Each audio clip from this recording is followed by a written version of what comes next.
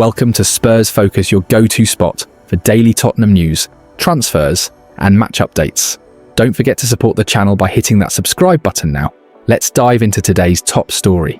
We're just 3 days away from Tottenham Hotspur's first competitive clash of the season, and it's a massive one. After a mixed pre-season, including a big win over Arsenal and a tough defeat to Bayern, Thomas Frank's men face Paris Saint-Germain in the UEFA Super Cup final this Wednesday in Udine. But that's not all. With Son Heung-min gone, Maddison injured, and the transfer window ticking down, Spurs still have major business to do. Let's break down the incoming targets, outgoing moves, and the huge week ahead for Tottenham. We are now only 3 days away from Tottenham Hotspur playing their first competitive game of the 2025-26 season. After some mixed results in pre-season, including a 1-0 win over Arsenal and 4-0 defeat at Bayern Munich, Spurs will be looking to win the UEFA Super Cup final against Paris Saint-Germain in Udine, Italy on Wednesday evening. After their showdown against the Champions League holders, Thomas Frank's side begin the new Premier League campaign at home to Burnley on Saturday afternoon. Spurs fans have made it clear throughout pre-season that the club have so much more to do in the transfer market to ensure they are ready for a big year after finishing 17th in 2024-25. So, with the new season just days away, we have taken a look at the transfers. Both incomings and outgoings, Johan Lang and Tottenham, need to finalise before the transfer window closes on Monday, September 1st. A new number 10 is on Tottenham's shopping list for the 2025-26 season. There are a real lack of options in that area of the pitch right now, with James Maddison and Dejan Kulusevski both in the treatment room, and the club's move for Morgan Gibbs-White falling apart. At present, Lucas Bergvall, or Pape Matar Sarr, could be set to play more advanced unless one of Mohamed Kudus or Wilson Odobert is moved into the middle. A new attacking midfielder is a priority for Spurs, with Eberechi Eze of Crystal Palace. The player all fans want football. London also revealed earlier in the week that Frank wants a new senior centre-back to add to his numbers for the season. It perhaps isn't a surprise, given how much football first-choice duo Christian Romero and Mickey van der Ven missed last campaign.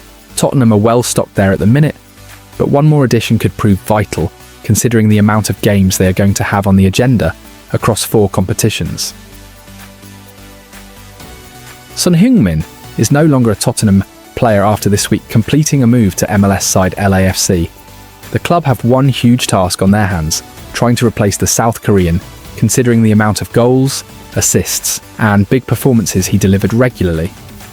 Speaking after the 4-0 humbling against Bayern Munich, Frank admitted that Tottenham will attempt to sign another winger if the right opportunity arises in the transfer market. Sonny was a key player for 10 seasons. He has left the club.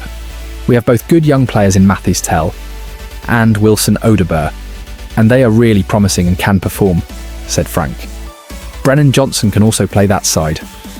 As I said, we are in the market. If we think we can find the right one who can improve the team, then he will be signed. If we can't, then not. Dane Scarlett was one of 3 youngsters left out of Tottenham's squad for their pre-season tour of Asia to explore a loan move elsewhere. The striker has yet to get his temporary move away from Tottenham Hotspur Stadium, and the hope will be that he can secure a loan switch ASAP. The striker's previous loan moves have not gone to plan, and the academy ace really needs to hit the goal trail this term if he is to have a long-term future in N17. Luka Vuskovic is now officially a Tottenham player, but he looks set to be playing his football elsewhere this season. The Croat has really made an impression with Radomiak Radom and Westerlo previously, and a third loan move is on the cards to help aid his development even further.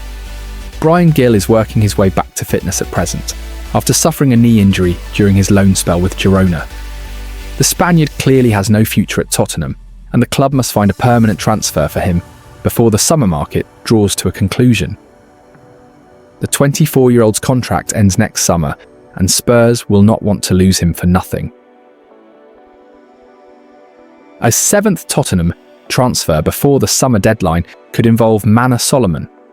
The winger was in sensational form for Leeds United in the Championship last season, but he has not played for Spurs so far this summer due to injury.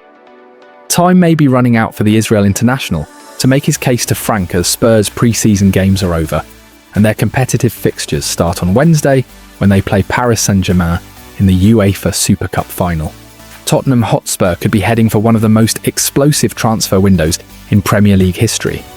With a staggering £350 million in headroom under financial fair play, Thomas Frank has the funds to transform his squad, and the names being linked are huge. From Crystal Palace stars Mark Guehi and Eberechi Eze, to Real Madrid's Rodrigo, and even a shot move for Newcastle striker Alexander Isak, the possibilities are endless. But will Daniel Levy open the wallet wide enough to make it happen? Let's break down the dream rebuild and what it could mean for Spurs this season. Tottenham Hotspur have plenty of work still to do in the summer transfer window. Mohamed Kudus is so far the big name, big money signing, having arrived from West Ham United for £55 million.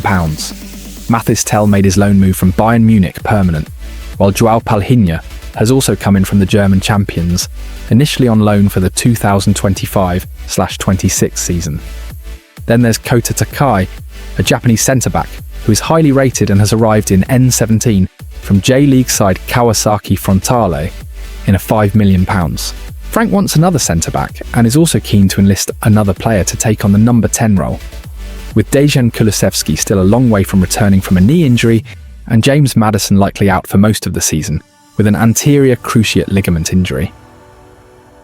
The Spurs boss also admitted he could add strength in depth to the wide position.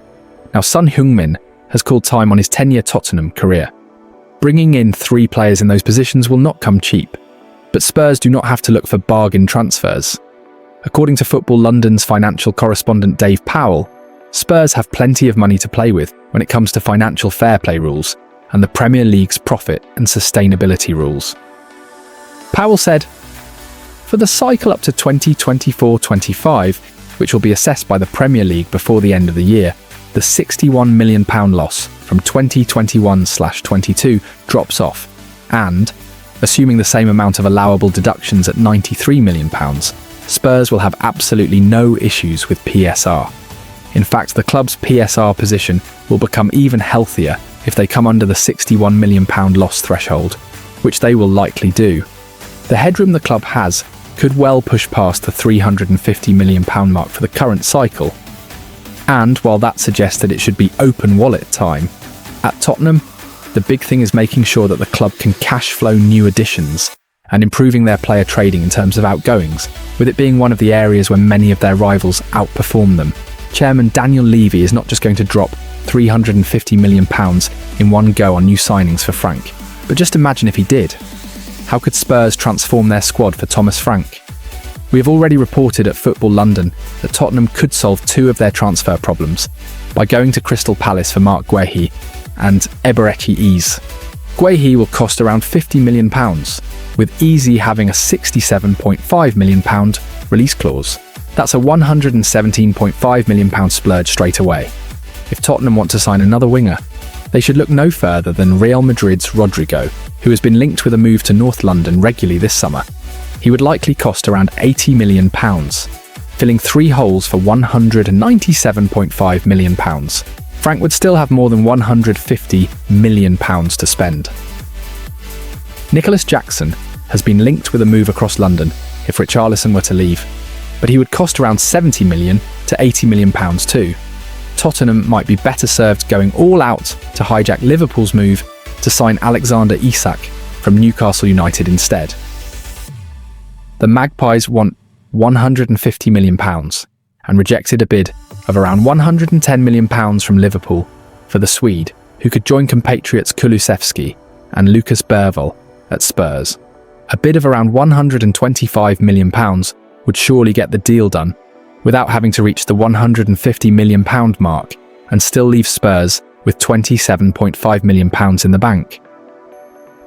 That money could be spent on a new fullback, with Djed Spence the only recognised cover for Destiny Udogie and Pedro Porro.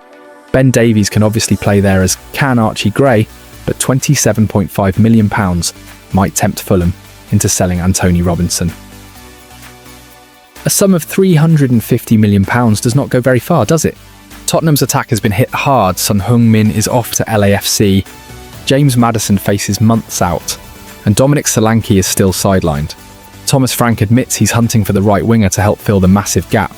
And now Spurs could battle Newcastle for Chelsea striker Nicholas Jackson in a £60 million deal.